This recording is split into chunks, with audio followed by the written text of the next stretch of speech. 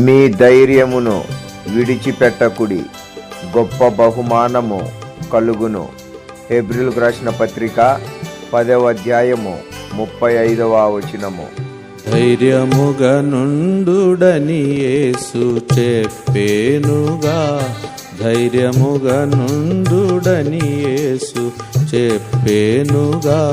నేను లోకమును జయించి ఉన్నాను, నేను లోకమును జయించి ఉన్నాను. ఐగుప్తు నుండి మిమ్ము విడిపించితి, ఐగుప్తు నుండి మిమ్ము విడిపించితి. యాత్రలో మిమ్ము కాపాడి తిని, యాత్రలో మిమ్ము కాపాడి తిని. నిబంధనను బట్టి క్రియ చేసితి, నిబంధనను బట్టి క్రియ చేసితి.